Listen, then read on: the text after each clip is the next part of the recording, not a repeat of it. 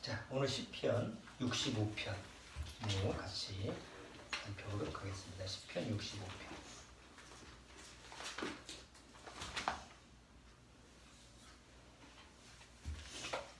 자, 시편 65편.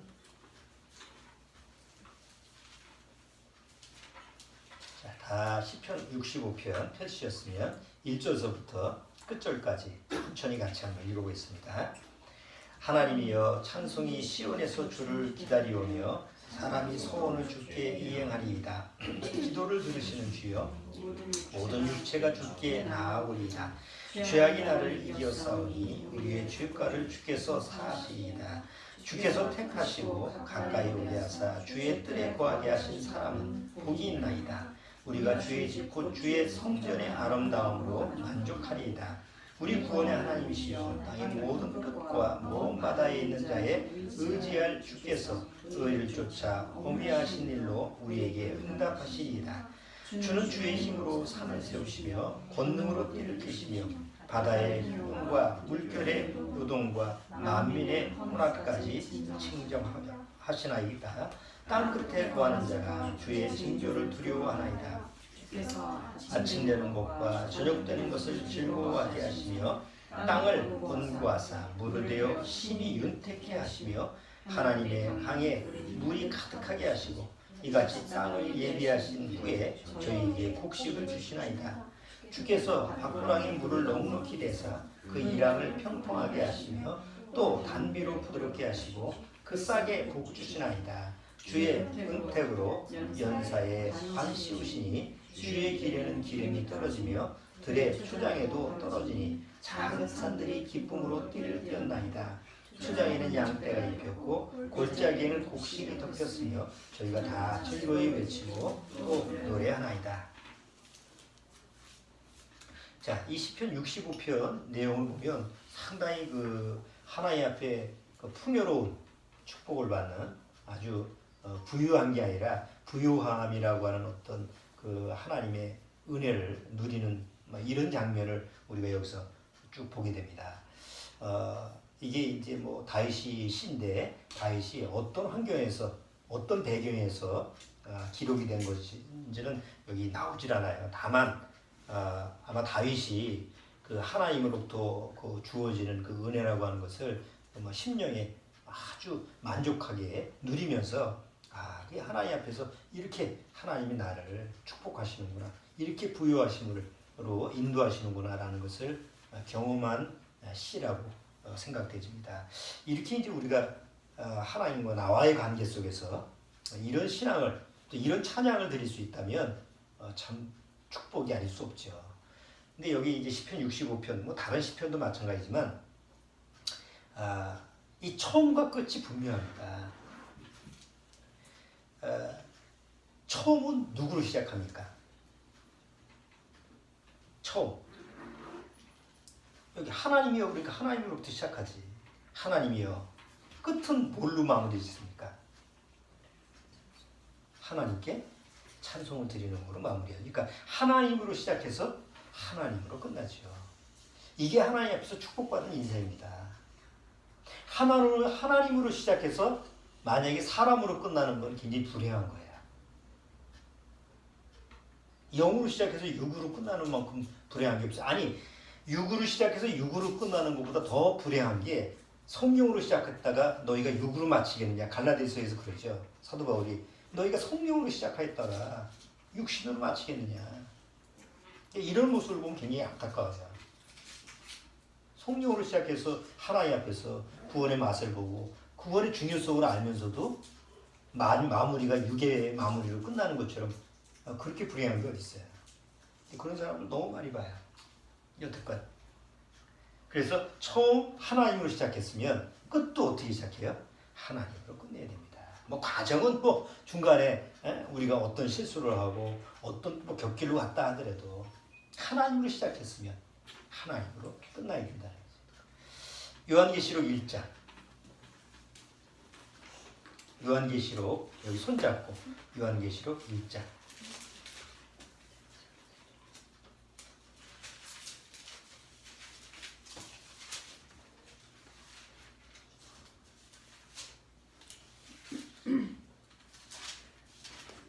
요한계시록 1장 8절. 자, 요한계시록 1장 8절. 못 찾았어요? 자, 1장 8절.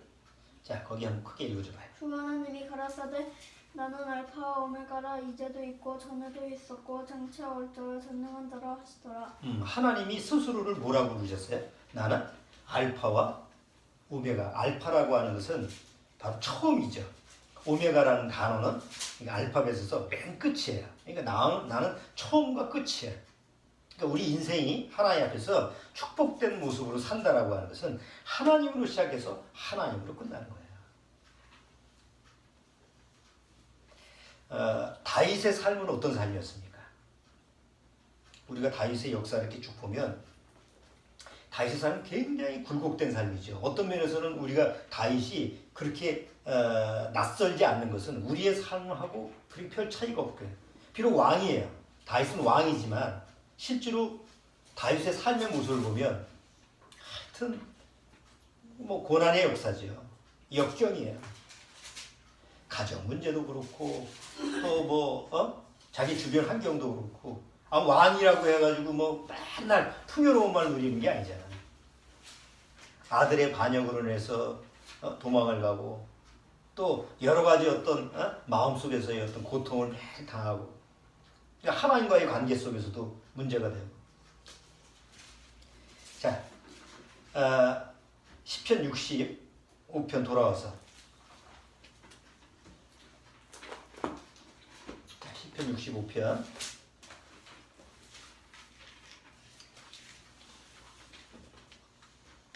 3절 한번 보세요. 오늘 주제로 시편 65편 전체 내용을 보지 않고 그냥 3절을 중심으로 제가 설교를 하는데 3절에 뭐라고 되어 있냐면 3절 죄악이 나를 이기었사오니 우리의 죄가를 주께서 사하시리다. 여기 죄악이 나를 이긴다는 말을 해요. 사실 죄악이라고 하는 말을 우리 말 성경에는 죄악이 나를 이긴다고 했는데 그냥 원 표현으로 해서 원어 성경에서 번역을 하면 불법이라는 말이 더 적합한 말이라. 불법이나 죄악이나 같은 의미로 쓰이지만 이제 오늘 설교 초점을 맞출 때 이 단어를 불법이라는 말로 다시 바꿔서 그렇게 해석을 해볼게요. 3절 불법이 나를 이기었사오니. 불법이 내가 불법을 이긴다고 하는 게 아니에요. 보통 우리가 윤리적인 이 세상적인 시각으로 보면 다윗이 하나님을 믿는 사람이니까 불법을 이기는 사람이구나. 불법을 이기겠구나. 보통 교회 나가는 사람들이 뭐라고 생각해요? 죄? 내가 안 지면 되지 뭐. 나 하나님 앞에 십계명 지키면 되잖아. 그러니까 마치 내가 죄를 안 지면 내가 안 질 수 있는 거라고 착각을 해요. 내가 죄를 이길 수 있는 사람처럼 착각을 하는 게 세상 시각이에요. 그런데 다윗은 여기 시편 65편에서 뭐라고 하느냐면 항상 불법이 나를 이겨. 다윗이 가장 힘들고 괴로운 게 내가 불법을 이길 수가 없다는 거예요. 불법이 나를 이긴다는 거예요. 우리가 시편 읽다 보면 뭐 그런가 보다 그래서 지나치는 거지만 사실은 이것은 우리가 한번 깊게 생각해 볼 수 있는 내용이죠. 절대 나는 불법을 이길 수가 없어요. 구원을 받은 후나 구원받기 전이나. 불법이라고 하는 것은 항상 나를 주장하고 나를 이기는 존재예요. 다윗은 하나님을 믿는 사람이에요. 구원받은 사람이에요. 정말 하나님 앞에 신실한 믿음을 가지고 믿음대로 사는 사람 아니에요? 그런데 그런 다윗이 사실 그 다윗의 삶 속에서 누가 이겼어요? 그 정도라고 한다면 불법을 이겨야 될 믿음의 사람인데 다윗의 그 역사, 이게 다윗의 기록을 보면 오히려 불법한테 지는 모습을 보게 되는 거예요. 가장 대표적인 얘기가 뭐야? 우리아의 아내를 범하고 결국은 살인을 하고 거짓말을 하고 이런 모습을 우리가 보게 되면 다윗이 하나님 앞에서 하나님을 믿는데도 불구하고 불법한테 지는구나. 그러니까 다윗의 이 모습을 보면 우리도 경각심을 가져야 되죠. 구원받았으니까 난 죄를 이길 수 있어. 난 구원받았으니까 절대로 곁길로 안 나가. 난 구원받았으니까 내가 어떻게 구원받은 사람이 주님을 부인할 수 있어. 스스로 자기 자신을 그렇게 오히려 착각을 할 수가 있는 거예요. 그러나 다윗의 모습을 보면 다윗 같은 사람도 실족을 하고 그렇게 불법에 종노릇하는 모습을 우리가 본다면 우리는 어떨까? 우리 매일매일 삶이 어때요? 내가 육신을 이길 수 있는 삶이에요? 육신을 이기고 살아갑니까? 아니잖아요. 또 육신한테 지고 또 육신이 종노릇하고 또 사단의 어떤 놀이개가름이 되고 조롱거리가 되고 이런 모습을 우리가 경험하면서 불법이 죄악이 나를 이겼다. 불법이 나를 항상 이기는구나. 여러분 불법이 나를 이기면 불법이라고 하는 것이 나를 이기면 내 마음 상태가 어떻겠어요? 좋겠습니까? 천국 같겠습니까? 불법이 나를 이기면 불법 도박을 하는데 행복해요? 예를 들어서 내가 불법 주차를 했어요. 거기다 두면 안 돼. 근데 불법 주차를 했어. 그러면 차를 둘 데가 없어서 불법 주차를 했어. 그리고 편안히 밖에 내가 어디 일 보러 갔다 올 수 있어요, 없어요? 없어요. 불안해가지고 야 이거 딱지 뜨면 어떡하지? 내가 잠깐 세워놨는데 고세 와가지고 뭐 스티커 붙이면 어떡하지? 내가 불법 주차를 하는 그 순간서부터 마음이 불안해. 두려워. 그것 때문에 내가 뭔가 또 불이익을 당하는 거. 내가 잘못한 거니까. 불법이라고 하는 것은 나를 결코 마음을 안정되게 하지 않아요. 그러니까 불법이 나를 이기면 내 마음 상태가 어때요? 괴로운 거예요. 자, 그런데도 불구하고 여기 3절에 보세요. 불법이 나를 이기었사오니 우리의 죄가를 주께서 사하시리다. 그럼에도 불구하고 그 불법이 나를 이김에도 불구하고 하나님은 뭐예요? 내 불법을 사하시고 용서하시고 나를 택하셔서 주님이 계시는 뜰로 인도해서 주님의 성전의 아름다움을 보고 만족해 한다는 얘기죠. 우리가 예배 시작하기 전에 찬송 57장을 부르잖아요. 57장의 가사가 뭐예요? 기쁘고 좋은 날. 정말 하나님께서 기쁘고 좋은 날. 왜 기쁘고 좋은 날이에요? 내가 불법이 항상 이번 주도 가만히 보니까 맨날 죄의 종노릇했어. 내가 세상에 대해서 제대로 이기지를 못했어. 불법이 나를 이겼어. 마음이 참담해. 구원받고 나서 내 세상에 대해서도 이렇게 또 처참하게 사단한테 맞고 다니나? 마음이 그냥 괴로워. 불법이 나를 이겼어요. 그럼에도 불구하고 하나님은 나를 뭐예요?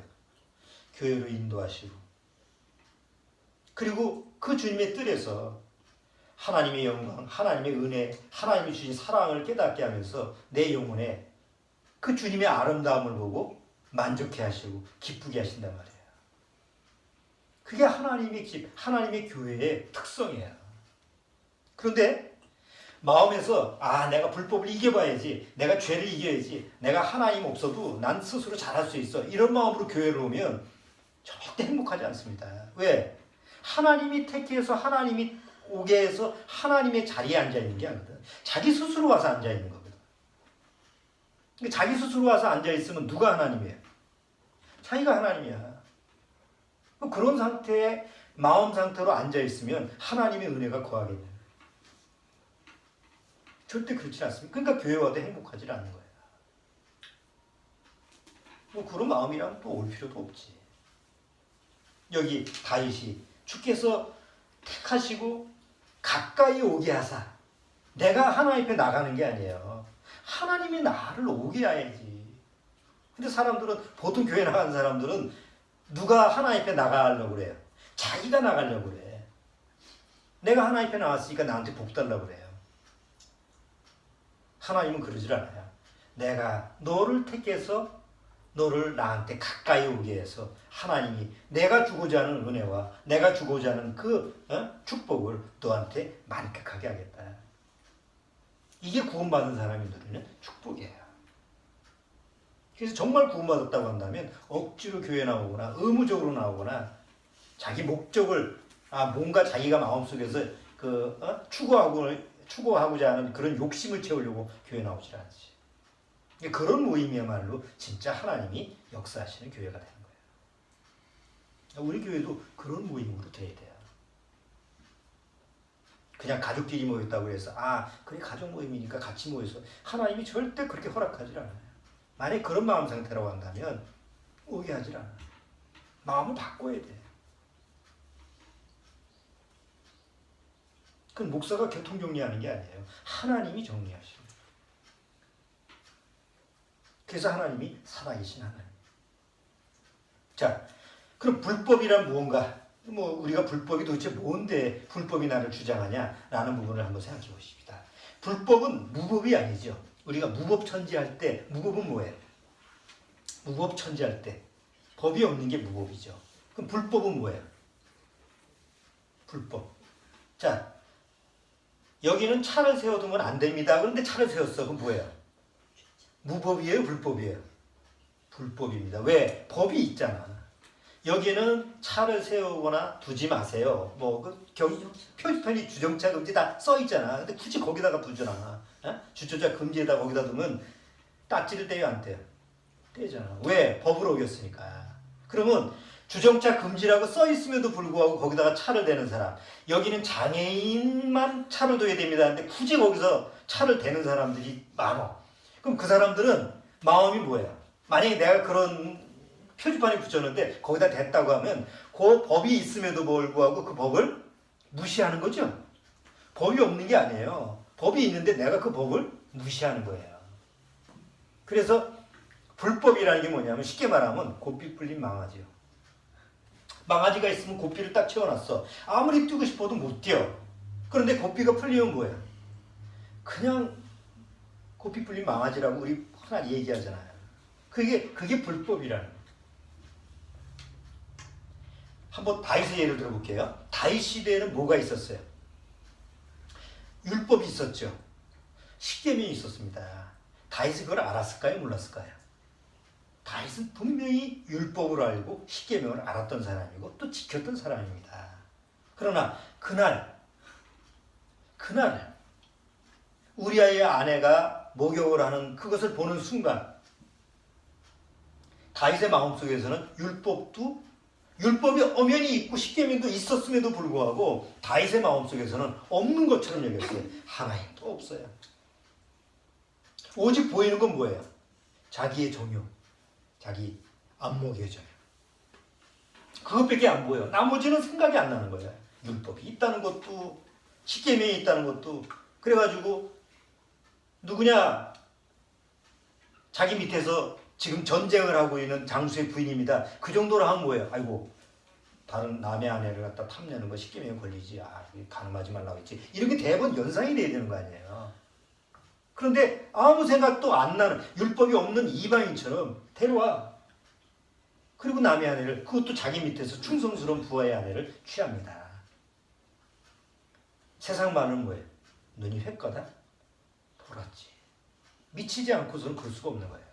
근데 다윗만 그런 게 아니에요. 우리가 이 세상 구원을 받았음에도 불구하고 순간적으로 내가 육신의 정욕이, 안목의 정욕이, 뭔가 이생이잖아. 이런 죄하고 연관되는 쪽에서 딱 내 안에서 걸리면 하나님도 잊어버리고 하나님의 말씀도 잊어버리고 내 육만 가지고 육의 생각만 딱 꽂혀 있을 때는 하나님의 공부 다 잊어버려. 그런 경우는 우리가 실주를 해야 안 해요?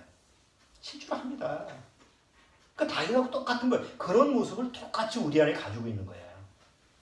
그렇게 하고 내 안에서 그렇게 작용하는 게 뭐냐면 바로 육의 성품이라는 건데 그 육의 성품이 바로 불법을 내 안에서 불법을 자행하게 하는 거예요. 여러분 다윗이 몇 계명을 어겼어요? 응? 다윗이 우리아의 아내를 보냈을 때 몇 계명을 어겼습니까? 기본적으로 우리가 생각해. 일단은 남의 아내를 취했으니까 가늠하지 말라. 그렇죠? 또 7계명을 어겼어요. 또 우리아라는 사람을 자기가 직접 죽이긴 했지만 사주를 해서 죽였으니까 자기가 죽인 거나 마찬가지. 살인하지 말지. 그리고 또 마지막 10계명은 뭐예요? 탐하지 말라고 하잖아요. 그러니까 기본적으로 뭘 어긴 거예요?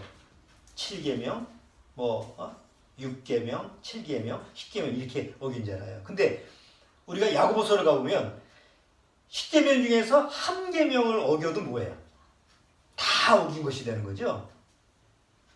가끔 이제 구원에 대한 상담을 하다 보면 이제 10계명을 설명할 때가 있어요. 그래서 보통 교회 나가는 분들한테 물어봐요. 교회 나가면 다 집사, 권사니까 집사님.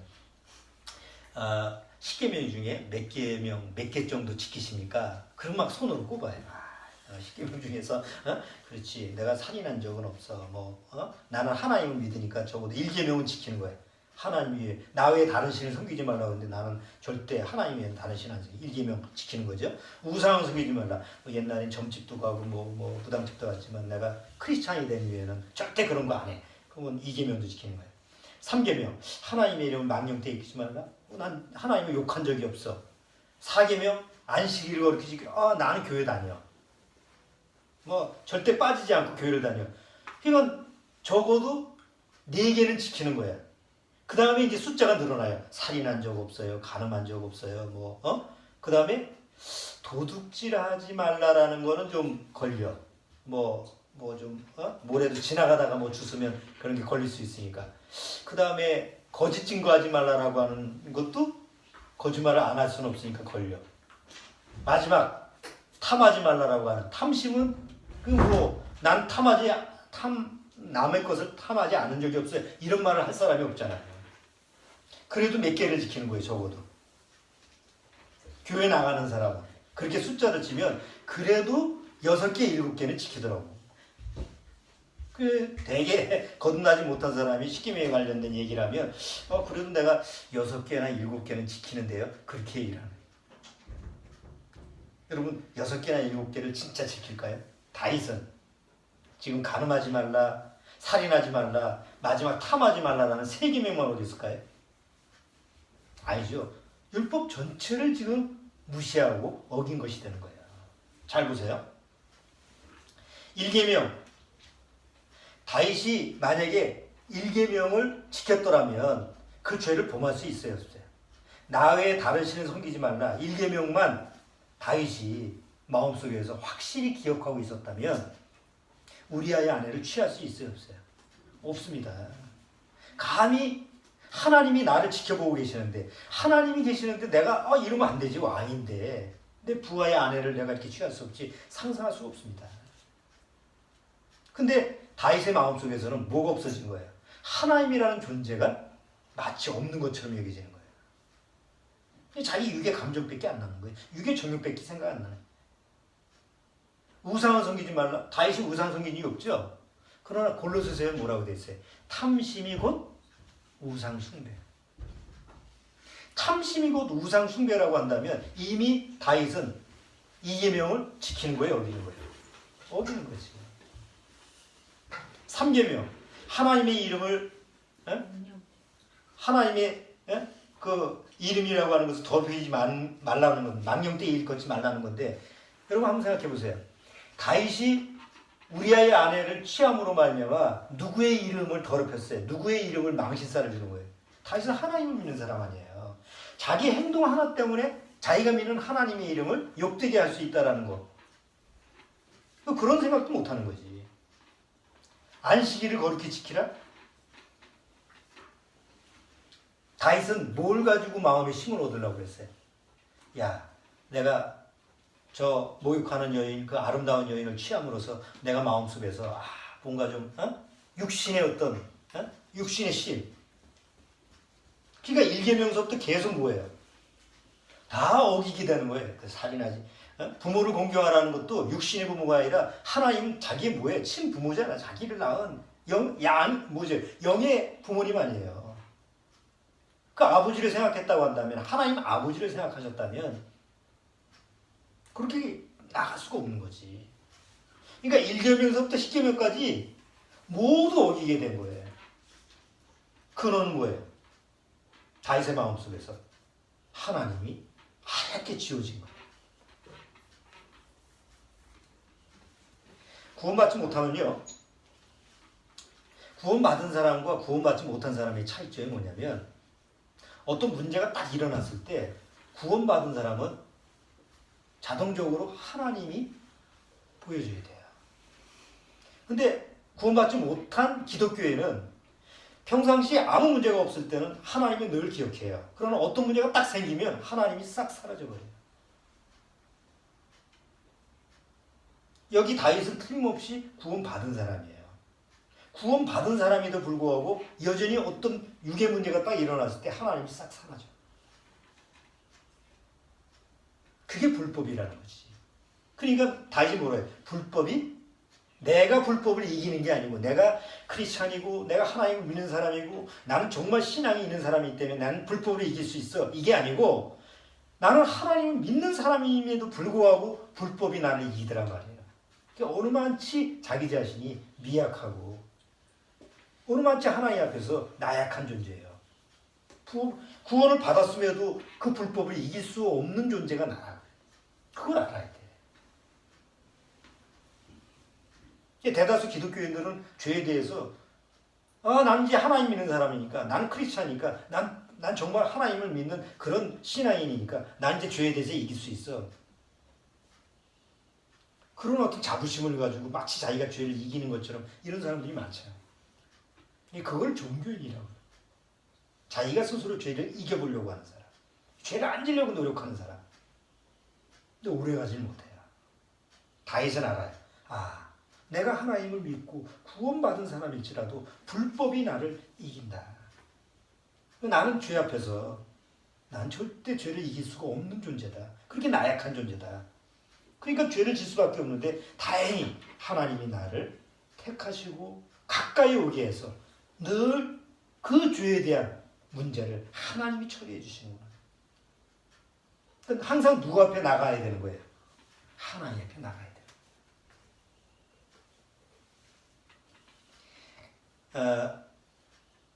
요한 1서를 한번 보시죠. 요한 1서 3장을 한번 잠깐 찾아볼게요. 불법이 뭐냐? 성경에서는 정확히 불법이 뭐냐라고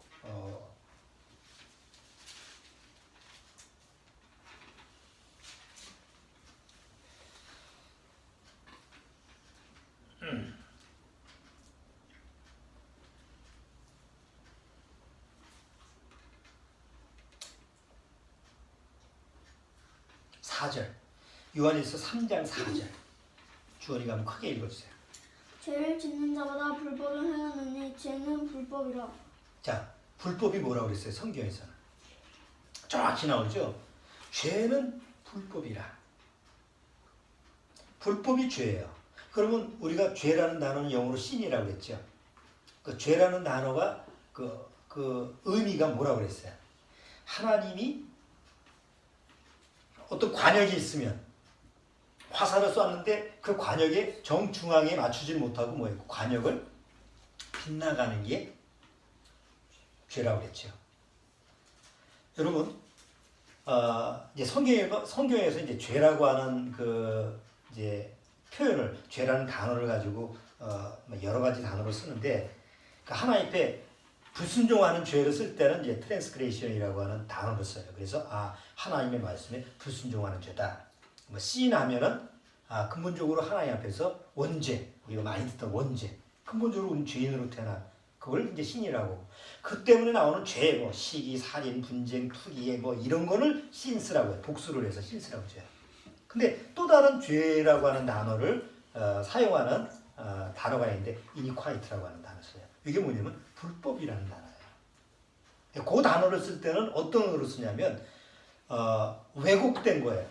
원래 형태가 있는데 변질되거나 왜곡된 형태를 쓰는 죄, 그런 모습을 쓸 때는 iniquity라고 하는 단어를 써요. 오늘 불법이라는 단어가 무슨 단어냐면 하나님이 원래 정하신 어떤 형태가 있는데 이 형태가 바뀐 거예요. 변질된 거예요.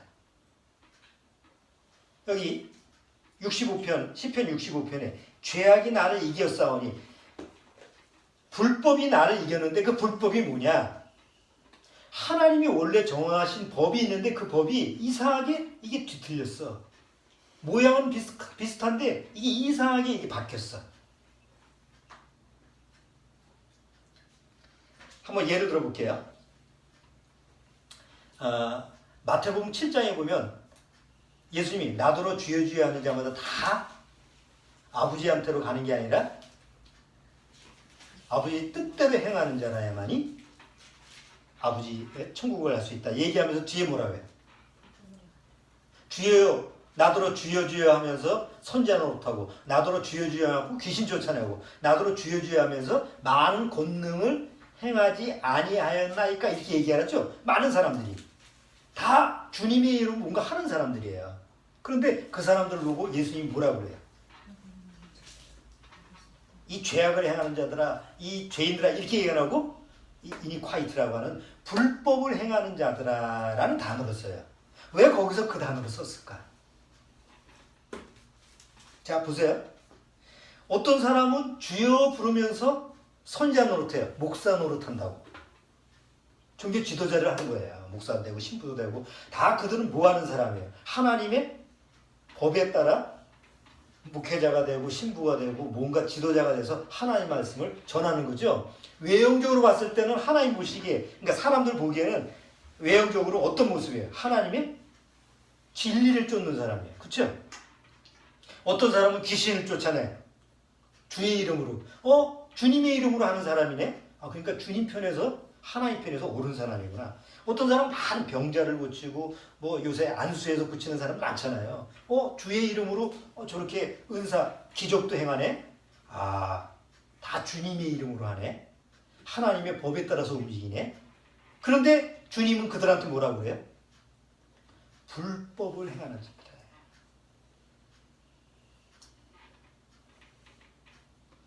주차를 라인이 그려져 있잖아요. 이제 주차할 때 하얀색 해서 거기다가 해놔야 되는데 다 찼어. 근데 앞에 보니까 앞에 하얀 선이 하나 딱 여기 떠 있는데 앞에 차가 조금 뒤로 물러나서 한 반은 걸치게 생겼어. 그게 잽싸게 가가지고 차 반만 거기다 걸쳐놨어. 응? 그러고 나서 이제 어디 갔는데 갔다 와 보니까 불법 주차 스티커가 딱 붙였어. 내가 항의를 하는 거예요. 아니 난 반만 걸쳤는데 거기다가 하얀 선에다 걸쳐놨는데 왜 불법이냐. 불법이에요? 아니에요? 그런 거 안 해보셔서 모르겠어요. 네? 그건 법을 정한 사람이 불법이라고 하는 거지. 뭐 거기 스티커 붙이는 사람이 딱 보기 이거 불법 같아. 그거 붙이는 거고 에이 원어는 기분이 좋으니까 넘어가지. 뭐 그러면 넘어갈 수 있는 거지. 여러분 불법이라고 하는 것은 원래 법인데 그 법을 무시하는 거잖아요. 그렇잖아요? 하나님이 딱 정해놨는데 그 법을 교묘하게 변질시키고 그걸 가지고 이상한 형태로 바꿔놓으면 그건 불법이에요. 그래서 주의 이름으로 목사 노릇해, 주의 이름으로 귀신 쫓아, 주의 이름으로 권능을 행했지만 하나님의 눈길에서 봤을 때는 뭐예요? 그것은 불법이에요. 하나님이 인정하지 않는 거예요. 내가 언제 너보고 목사하라고 그랬어? 내가 언제 너보고 신부하라고 그랬어? 내가 언제 너보고 무슨 선한 일 하라고 그랬어? 그러니까 하나님의 눈으로 보시기에 하나님의 기준에서 어긋나면 그건 죄고 불법이라고. 근데 사람들은 자기 기준에서 생각하잖아요. 하나님의 기준이 아니고 항상 자기 잣대가 기준이에요. 그런 걸 성경에서는 불법이라고 그러는 거예요. 마태복음 23장에도 한번 보세요. 마태복음 7장은 여러분들이 다 외우시는 거기 때문에 안 봐도 그냥 넘어가고 마태복음 23장 28절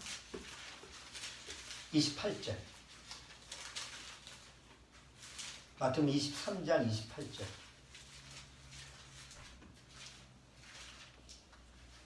자, 거기 한번 읽어주세요. 마태복음 23장 28절 이와 같이 너희도 겉으로는 사람에게 옳게 보이되 안으로는 외식과 불법이 가득하도다. 불법은 외형적으로 나타나지 않습니다. 그렇죠? 세상에서 불법 건축물 있잖아요. 불법 건축. 겉으로는 절대 나타나지 않게 해요. 근데 안으로 돌아오면 법에 어긋나는 기둥을 세웠거나 아니면 뭐 그런 거지. 그게 다 불법 건축물이잖아. 그러니까 겉으로는 안 보이게 하지만 속으로는 불법이 가득한 법을 어기는 게 이게 불법이에요. 여기 겉으로는 크리스찬인데 속으로는 하나님의 법을 무시하고 살아. 그게 불법이 가득한 자라. 그러니까 절대 하나님을 모르는 뭐 불신자들, 무신론자들, 뭐 보통 타종교인들 지금 얘기하고 있는 게 아니잖아요. 여기서 또 한 군데 더 볼까요? 24장 마태복음 24장 12절. 자, 11절부터 한번 읽어주세요. 11절. 거짓 선지자가 많이 일어나 많은 사람을 미혹하게 하겠으며 불법이 성함으로 많은 사람이 사랑이 식어지리라. 마지막 때 얘기해요. 거짓 선자가 많이 일어나서 미혹하고 세상에 뭐가 성행해? 가득해? 불법이 가득한 거예요. 이 불법이 가득하다는 건 세상적인 얘기가 아니고 하나님을 믿는 사람들이 점점 많아지는데 복음을 아는 사람이 많고 진짜 구원받았다고 시인하는 사람은 정말 많은데 사실은 다 불법이더라고요. 자, 정확히 불법은 하나님이 눈에서 딱 어긋나는 거예요. 하나님의 눈살을 찌푸리는 게 불법이에요. 여러분, 하나님이 성경에 보면 하나님의 이름이 여러 가지가 많잖아요. 하나님의 뭐 여호와, 엘로아히, 뭐 창조의 하나님, 뭐 여호와는 그 구원의 하나님, 뭐 여러 가지 뭐 베델 하나님 이름이 많죠. 하나님 이름을 붙인 게. 그런데 감찰하시는 하나님이라는 이름의 명칭이 있어요. 그건 누가 불렀냐면 하갈이 불렀어요. 하갈 아시죠? 하갈이 누구예요? 하갈. 아브라함의 부처죠. 사라가 아기를 못 낳으니까 사라의 종을 통해서 자식을 낳잖아요. 그게 이스마엘이잖아. 이스마엘을 낳은 사람이 누구예요? 하갈이에요. 그러니까 자기가 아들을 낳으니까 주인을 구태타를 하잖아. 주인을 좀 무시하고 막 이렇게 하니까 사라가 아브라함한테 고발을 해가지고 쟤 내쫓으라고 그래가지고 내쫓죠. 그 애하고 사막 광야에 가지고 하나님 앞에 울부짖는데 하나님이 하갈한테 너도 축복하고 너도 한 민족을 이루게 해주겠다 이렇게 할 때 하갈이 하나님을 뭐라고 그러냐면 감찰하시는 하나님, 나를 지켜보시는 하나님이다 이렇게 불렀어요. 그래서 창세기 보면 하나님의 이름이 감찰하시는 하나님인데 성경에 보면 그 감찰을 알죠? 세상에서 보면 감찰사가 있잖아. 감찰관, 감찰사 이런 직책이 있죠. 뭐 공무원 그 세계에 그 감찰사가 있잖아. 뭐 하는 사람들이야? 응? 불법을 찾는 사람들이 감찰사야. 법을 지키나 안 지키나, 법을 교묘히 어기는 사람이 있는가, 이게 감찰사거든요. 그래서 뭐 어디 금융기관이나 아니면 뭐 요새 그 국정원이나 뭐 이런 데에서 감찰사를 보내잖아요. 법을 지키는가 안 지키는가, 불법이 있는가 없는가. 하나님은 감찰하시는 하나님이다. 하나님이 사람을 지켜보시는 거예요. 그런데 불법이 뭐냐? 하나님이 딱 바라보시는데 흐뭇해. 얘는 내 자녀야. 기특하네. 그러니까 마치 내가 내 애를 보면서, 그렇죠? 보세요. 내가 애를 볼 때 항상 어떤 눈으로 바라봐요? 사랑스러운 눈 바라봅니다. 장난을 치고 개구장짓을 하고 사고를 쳐도 역시 부모, 엄마 아빠가 애를 보는 눈길은 어떤 눈이에요? 아니 사고를 치고 뭔 짓을 해도 사랑의 눈길로 바라봐. 그런데 눈살을 찌푸릴 때가 있어. 부모가. 뭐예요? 부모의 권위를 무시하고 부모를 무시할 때는 부모의 눈살이 찌푸려지는 거야. 그건 인지상정이잖아. 그런데 여기 하나님의 눈살을 찌푸리게 하는 건 뭐예요? 하나님께서 내가 뭐 죄를 저질러가지고 하나님의 눈살을 찌푸리는 게 아니에요. 하나님의 눈살을 찌푸리는 건 하나님을 무시하고 살아갈 때, 하나님을 없는 것처럼 여기고 살아갈 때 하나님의 눈살이 찌푸려지는 거예요. 다윗이 우리아의 아내를 범하고 막 살인을 하고 이렇게 했을 때 하나님이 나단 선자를 보내서 뭐라고 그래요? 하나님이 나단 선자, 네가 나를 업신여기고, 업신여긴다는 게 뭐예요? 네가 나를 없는 것처럼 여겼어. 하나님이 질책을 합니다. 그러니까 하나님 앞에서 눈살을 찌푸리게 하는 게 불법이에요.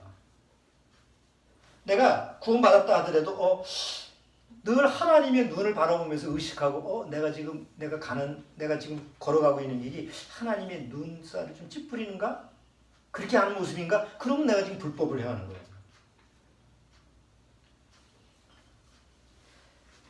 잠언서 15장을 보세요. 잠언서 15장.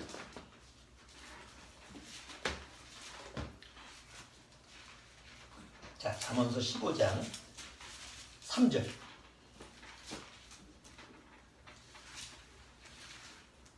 자, 잠언서 15장 3절.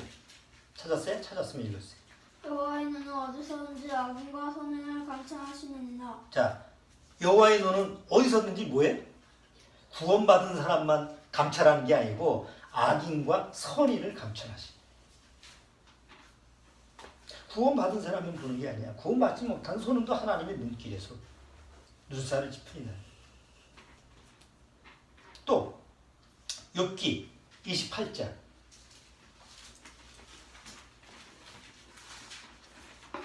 욥기 28장.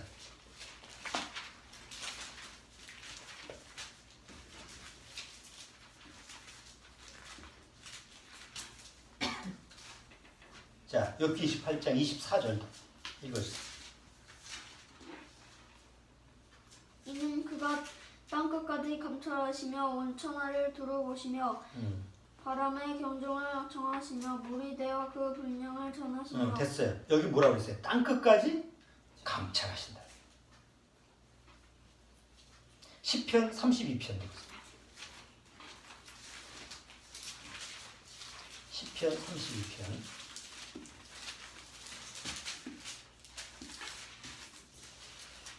시편 32편 8절.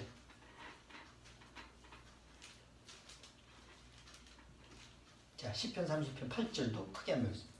내가 너의 갈 길을 가르쳐 보이고 너를 주목하여 훈계하리로다. 하나님은 뭐라고 그러죠? 너를 주목하겠다. 주목하죠? 우리 선생님이 많이 얘기하잖아. 주목. 칠판에다가 주목. 뭐예요? 주목. 눈을 고정하라. 그러니까 하나님은 항상 나를 바라보고 계셔. 그런데 나는 어때요? 하나님이 눈길을 의식하지 못하고 살아가는 거예요. 마치 하나님이 없는 것처럼 살아가는 거예요. 그걸 뭐라고 해요? 불법이라고 해요. 그럼 보세요. 우리는 구원받았음에도 불구하고 항상 하나님을 의식하고 살아요? 아니면 하나님을 모른 채 하고 살아요? 모른 채 하고 살죠? 내가 그러고 싶어서 그런 게 아니잖아. 그렇게 살아야잖아, 구원받아도. 그러니까 다윗이 불법이 나를 이긴다는 말이 공감이 돼야 돼요. 의도적으로 내가 그러려는 게 아니야. 내가 육을 가지고 있는 이상 불법이 항상 나를 이기는 삶을 살아갈 수밖에 없어. 그런데도 구원받은 사람은 뭐야? 그렇게 삶에도 불구하고 하나님이 당신의 자녀로 삼아주시고 죄에 대해서는 어떻게 해준다고? 그런 불법도 사해 주신다라는 사실이 있다는 거예요. 구원받은 사람은 그걸 믿는 사람이에요. 내가 불법을 이기려고 애쓰는 게 아니라.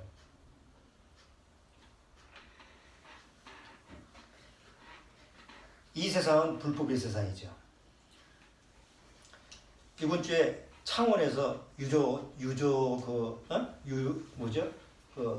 위험물이죠, 그걸 가지고 싣고 가다가 졸지에 24살짜리, 정말 죽은 사람은 다 착한 사람이고, 다 광고에 보면, 뉴스 보면 그래. 아니, 그 위험물은 항상 그 법으로 정했을 때 그냥 아무 차나 옮기면 안 되잖아. 근데 일반 트럭에다가 그것도 위험물, 그 위험한 물질을 갖다가 싣고 가다가 어쨌든 가드레일을 받고 나서 지나가는 차는 멀쩡하게 지나가다가 폭탄을 맞아가지고 졸지에 타 죽었어요. 그게 뭐예요? 뭐 때문에 그런 거예요? 불법이야. 불법이 자행한 결과야. 여러분, 세상은 불법 천지예요. 그런 차에다가 그런 위험물질을 싣고 가는 것도 불법이고 그런 차가 돌아다니는데 단속하지 않은 것도 불법이고 사고만 안 나면 아무 문제가 안 생기니까 우리나라가 그런 불법 세상이라니까. 그러니까 언제 죽을지 몰라. 거기 죽은 운전사 말고 두 사람 24살짜리 그 꽃다운 그 아가씨하고 또 뭐 가장이죠. 자기가 그 죽고 싶어서 거기서 그때 그 지역을 차로 몰고 왔냐고. 세상 말로는 재수 나빠서 죽은 거고. 그렇게밖에 안 치잖아. 왜 그런 억울한 죽음을 나오게 하는 그 분통 터지는 그 이유가 뭐예요? 불법이라. 집에 불이 나는데 소방차가 들어와서 불을 못 꺼. 그래서 다 타 죽었어. 왜 그래? 불법 주차. 동네마다 불법 주차를 해놔가지고 소방차가 갈 수가 없잖아. 소방도로가 있어도 차 세울 데가 없는데 어떻게 해? 이건 세상 온갖 불법 천지예요. 이 집도 가만히 보면 다 불법진 게 많어. 집집마다. 불법들, 불법 유통, 불법 선거, 불법 복제, 불법 주차, 불법 체류, 불법 의술, 뭐 불법 학원 생각나는 거 다 써봤어. 응? 불법 투기, 불법 도박, 불법 취업, 불법 노조, 불법 건축물 뭐 갖다 붙이면 다 불법이야. 다 법을 어기는 세상이니까. 그런데 그 불법을 자행하면 불법으로 끝나는 게 아니라 그 불법에 대한 결과를 누가 받아요? 응? 고스란히 불법을 행하는 사람이 받는 거 아니에요. 쓰레기 다 불법 투기로 버려. 그렇죠? 그리고 땅은 오염돼. 그 오염된 땅에서 나오는 물을 누가 다시 먹어요? 우리가 다시 먹는 거예요. 그 인간이 어리석으면요. 그냥 부지런히 매연 뿜어내. 추우니까 또 가스 떼고 석탄 떼고 그 공기 누가 마셔? 다 또 내가 마셔. 그러니까 불법의 세상에서 그 불법으로 이루어지는 결과를 누가 고스란히 받느냐? 하나님이 받는 게 아니에요. 뿌린 대로 거두는 거지. 원래 법을 왜 만들었어요? 원래 법을 만든 이유가 뭐예요? 의로운 세상에서는 의인들한테는 법이 필요가 있어요? 없어요? 없습니다. 하나님이 세상을 창조하셨을 때 죄가 없었을 때는 법이라는 게 필요가 없었어요. 그런데 왜 율법이 주어졌어요? 디모데 선생님이 뭐라고? 율법은 의로운 자한테 필요한 것이 아니다. 법을 어기는 자, 불의한 자, 악을 행하는 자한테 법이 필요해서 그래서 율법을 주신 거라고 디모데전서에는 기록되어 있어요. 그래서 법을 만들었죠. 인간들이 스스로 법이 없으면 야 우리는 망하겠다 생각해서 스스로 자구책으로 만드는 게 인간들이 만든 법이에요. 그런데 그 법을 만들어 놓고 법을 만든 장본인들이 어기잖아. 법을 누가 만들어요? 우리나라 지금 법을 누가 만들어요? 국회의원들이 만듭니다. 우리는 법을 만들 수도 없습니다. 물론 우리가 뽑은 국회의원들이 법을 만들죠. 그 법을 만드는 사람은 법을 너무나 잘 알잖아요.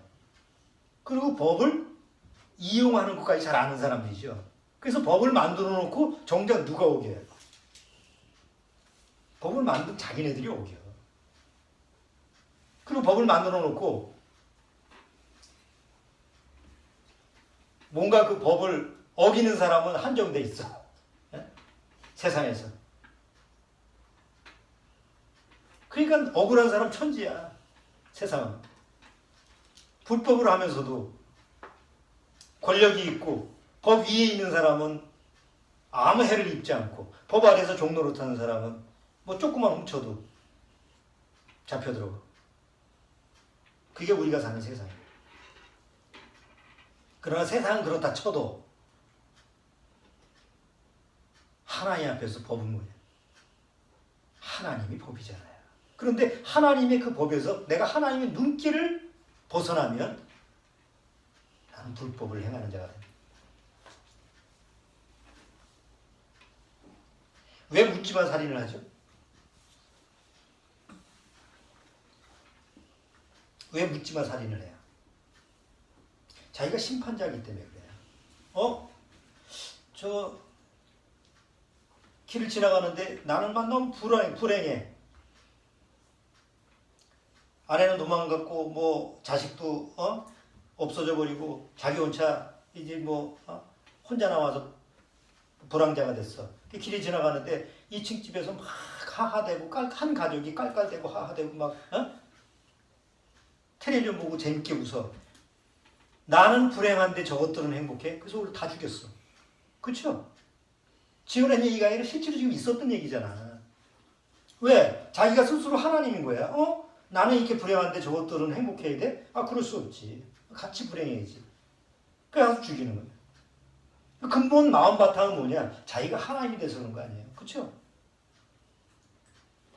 테러리스트? 지금 뉴욕에서 또 테러 났다며. 영국도 그거. 테러리스트, 그 테러를 하는 사람의 마음 중심이 누구예요? 자기가 하나님이야. 이 세상 싹 쓸어버려야 돼. 마음 바탕에 내가 하나님이니까 내가 심판자로 노릇하는 거예요. 독재자. 우리나라도 독재 시절이 있었죠? 독재자. 뭐예요? 내가 하나님이야. 내가 다 내 말에 복종하고 말 안 듣면 다 죽여버려야 돼. 그러니까 근본 바탕이 뭐예요? 다 자기 자신이 하나님 노릇하는 게 그런 사람들이죠. 그런데 그 불법의 시작은 누구였어요? 사단 아니에요. 사단이 왜 불법의 시작이에요?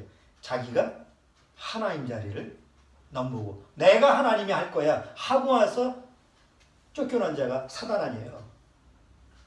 그러니까 사단이 자기 수하에서 종노릇하는 모든 죄인들한테 그 마음을 넣어줬다고. 그럼 한번 생각해 보세요. 교회는 하나님이 살아계시는 교회는 누가 하나님이 되어야 돼요? 하나님 자신이 하나님이 되어야 되잖아요. 그리고 교회에 오는 사람은 누구를 섬기고 누구를 왕으로 모시고 누구를 신으로 모시는 사람이에요. 유일하신 하나님을 신으로 모시는 사람이 모이는 게 교회에 되잖아요. 그런데 정작 자기가 하나님이 딱 하나님 노릇하고 자기가 하나님이 체하고 살아. 그런 사람들이 교회에 앉아 있어서 내가 하나님이야 라고 앉아 있다면 그곳에 하나님이 계실 수 있어요? 없어요?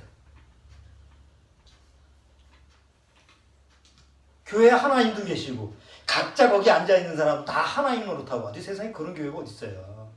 하나님은 그런 데를 싫어하신다고. 한 가정에 아버지가 하나님이야. 그런 곳은 하나님이 계실 수가 없어요.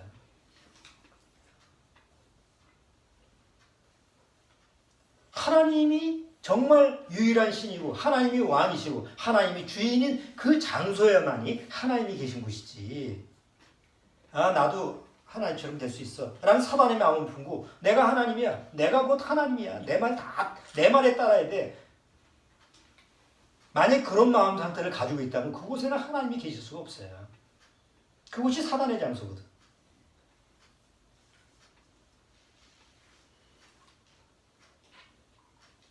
고작 교회 오는 것은 요새 교회 이제 사람들이 점점 불어나요. 지금 이제 입시가 가까워져서 한 주 남으니까 이제 교회 뜸하다가 우리 애가 고3이야. 나가야지 교회. 기도하러 나가야지. 작정기도 하고 법석 떨고 요새 교회가 조금 해. 그리고 이제 시험 끝나면 또 싹 썰물처럼 또 빠져. 어떻게 그런 게 교회예요? 부부 문제가 났으면 이거 교회에서 해결해야 되는구나. 그 문제 때문에 교회 나온다는 게 그런 게 교회예요? 병이 나가지고 그 병 고치러 오는 게 교회라고 한다면 어떻게 그런 곳이 하나님이 계신 교회냐고. 적어도 정말 내가 믿는 하나님만이 유일하신 신이시고 하나님만이 나의 주인이시다라는 걸 시인하는 사람이 모인 곳에 하나님이 계시는 거예요. 왜? 정말 하나님이 계셔야 될 곳이니까.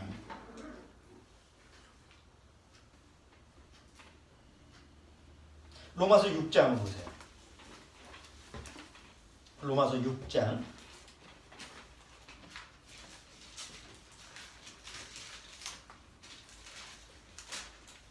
로마서 6장 19절.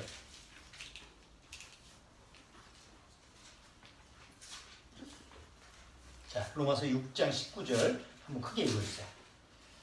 너희 육신은 연약함으로 내가 사람의 예대로 말하노니 전에 너희가 너희 지체를 부정과 불법에 들여 불법에 이른 것 같이 이제는 너희 지체를 이에게 종으로 들여 거룩함에 이르라.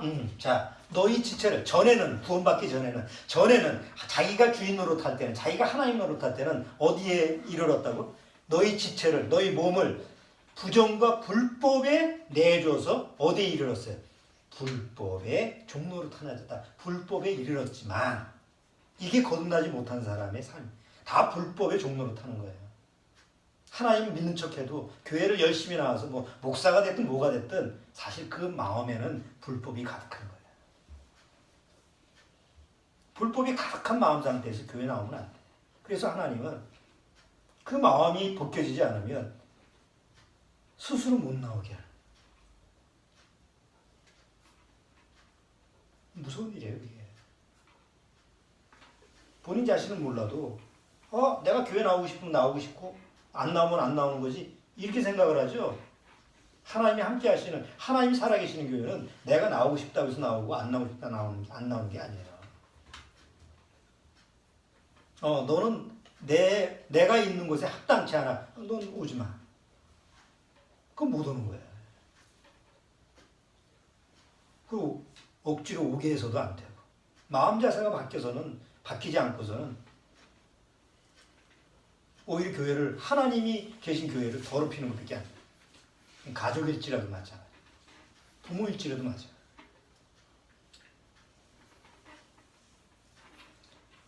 어떻게 불법에서 벗어날 수 있어요? 방법이 없어요. 불법이 나를 이기는데 내가 불법을 이길 수만 있다면 불법에서 벗어나지. 불법이 나를 이기는데 내가 어떻게 벗어나? 그래서 하나님이 이걸 아시는 거죠. 절대로 죄인으로 태어나서 그 불법에서 벗어날 수 없다라는 걸 아시고 하나님이 방법을 주신 거잖아요. 뭐예요? 바로 십자가라고 하는 인큐베이터예요. 새 생명을 옛사람을 새 사람으로 바꿀 수 있는 인큐베이터예요. 인큐베이터 아시죠? 애가 태어나는데 이게 살지 죽을지 모르는 상태야. 그렇죠? 그래서 임시로 이렇게 보호하는 장소야. 옛사람은 절대 스스로 새 사람이 될 수 없어요. 사람은 안 바뀌잖아. 그럼 어떻게 해야 돼요?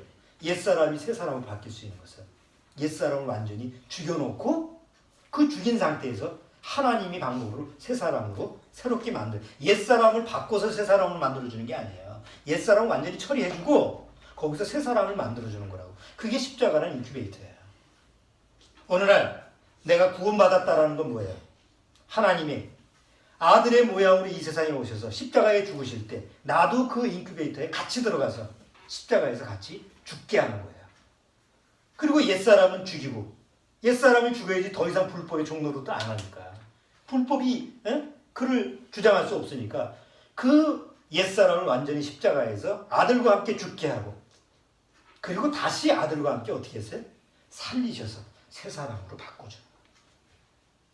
이게 성경에 계속 나오는 얘기잖아. 제가 만든 얘기가 아니고. 갈라디아서 한번 보세요. 6장. 갈라디아서 6장.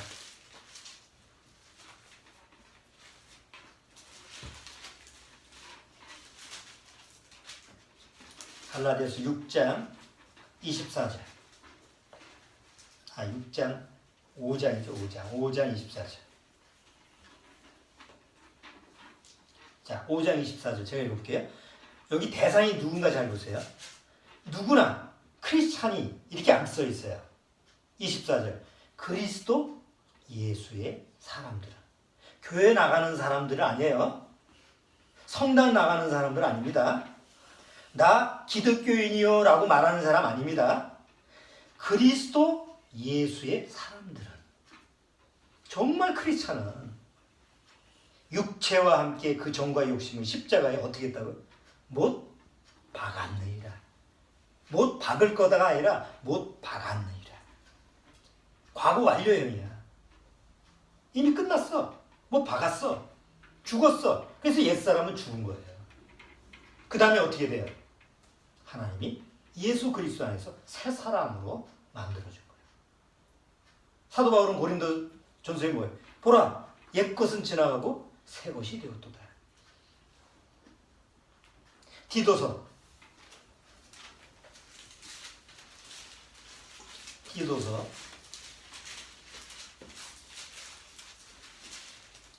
2장 14절.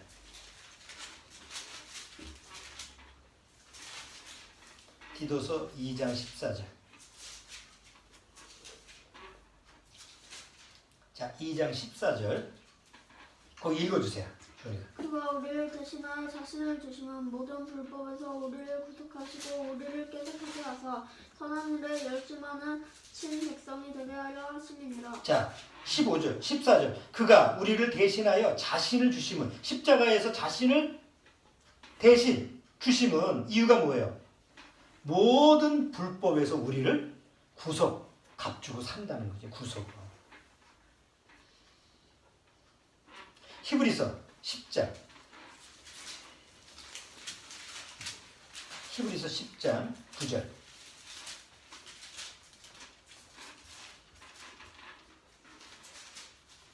자, 히브리서 10장 9절. 자, 9절 말고 14절 한번 읽어보세요. 저가 한 제물로 거룩하게 된 자들을 영원히 온전케 하셨느니라. 한 제물로 하나님 앞에 영원히 하셨는데 그 다음 효과가 17절. 그거 결과가 뭐냐면 17절 또 뭐라고 했어요? 저희 죄와 저희 불법을 내가 다시는 뭐예요? 기억지 아니하리라. 그러니까 여전히 불법이 나를 이겨. 구원받아도 불법이 나를 이겨. 그런데 구원받았다는 건 뭐예요? 불법이 나를 이겨도 불법을 하나님이 기억을 해요, 안 해요? 기억을 안 한다고. 그냥 마음대로 불법을 짓자? 아니지. 아까 불법이 뭐라고 그랬어요? 하나님의 눈살을 찌푸리게 하는 거라고 그랬잖아요. 그러면 하나님이 내 불법을 다 기억하지 않는다고 그래서 계속 하나님의 눈살을 찌푸리게 살 거예요? 그러면 행복한가?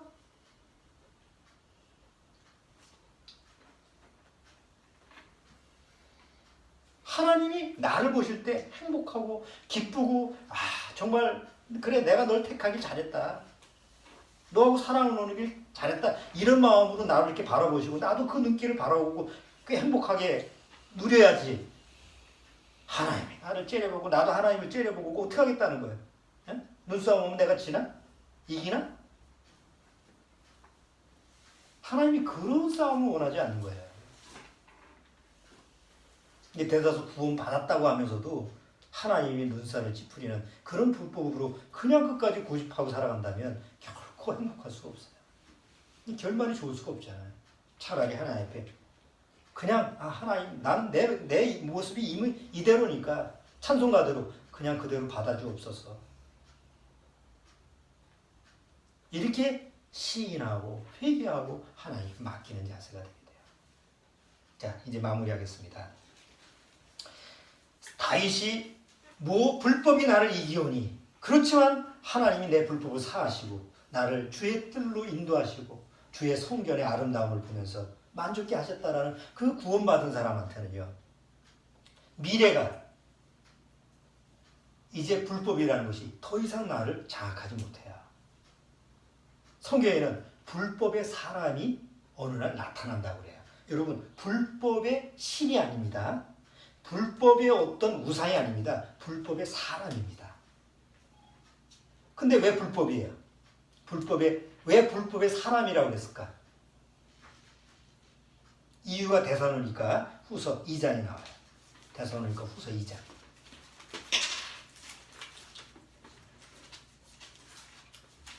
자, 데살로니가 후서 2장.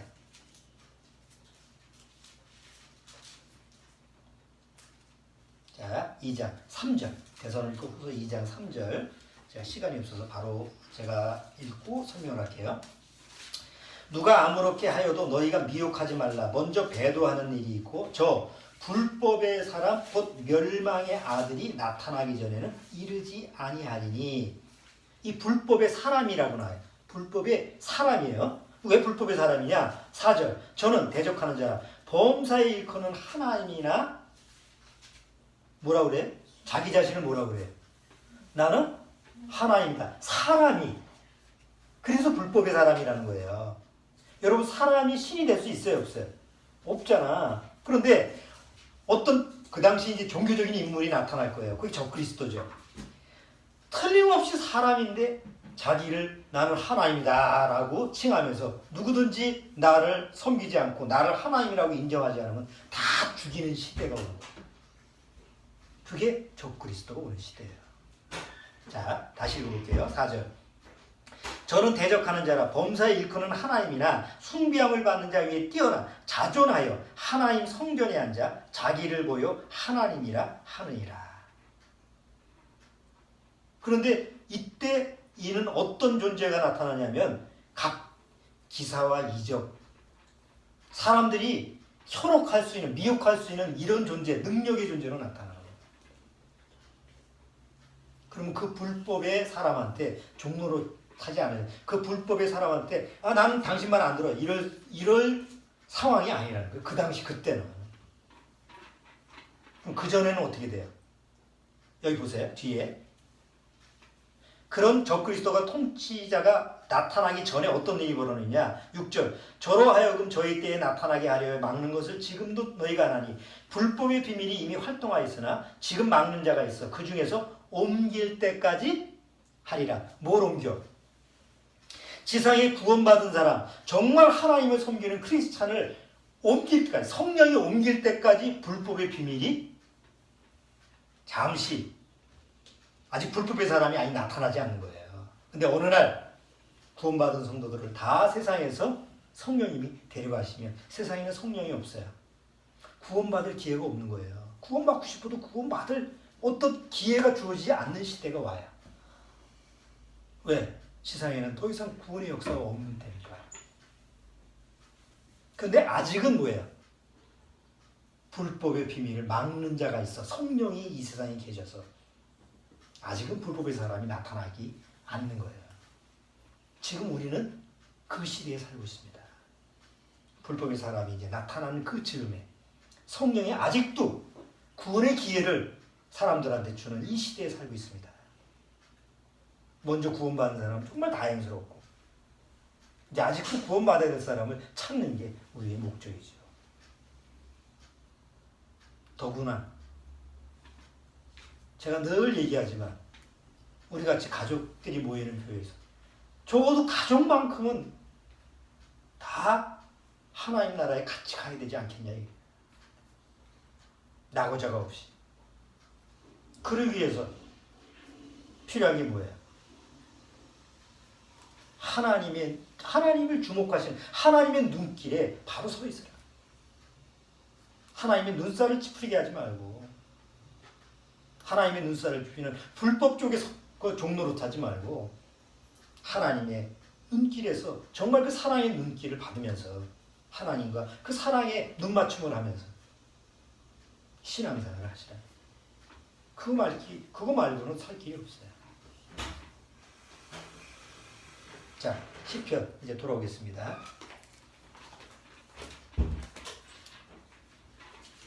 시편 63편.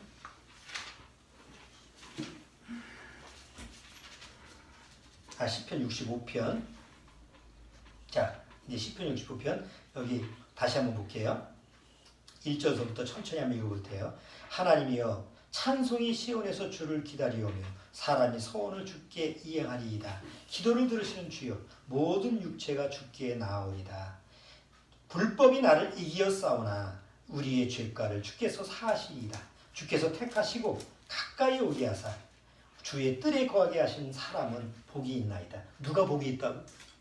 주님이 택하고 부르고 주님의 뜰에서 주님의 계신 그 집에서 주님의 아름다움을 보게 하는 그 사람이 복이 있다고. 근데 복을 거뒀잖아요.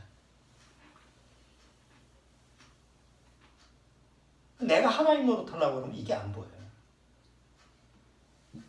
그러니까 놔야지. 나는 절대 하나님 노릇하면 안 되구나. 하나님이 나의 주인 되셔야 되구나. 그러면 만사형통하고 다 축복되고 다 행복할 수 있고. 그러니까 어려운 게 아니에요. 정말 간단한데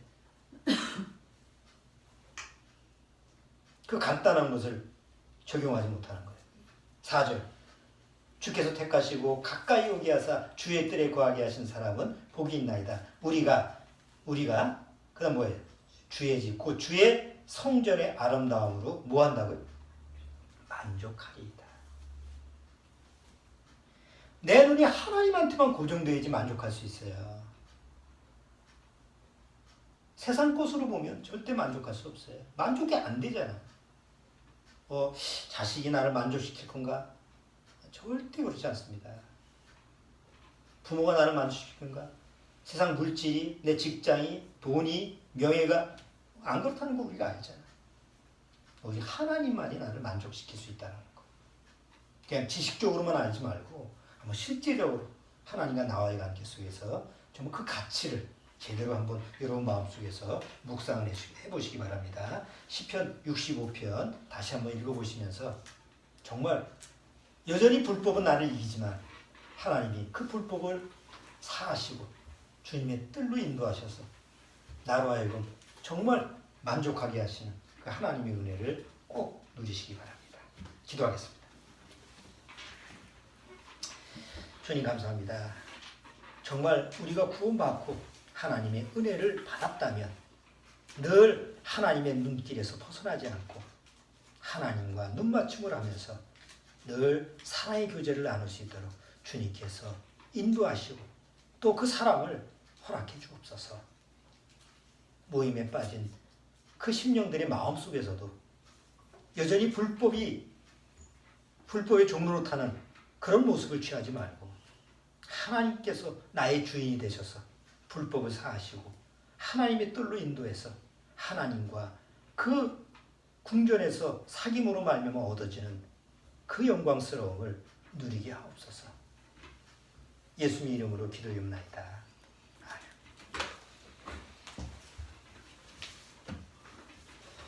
아멘. 자, 찬송.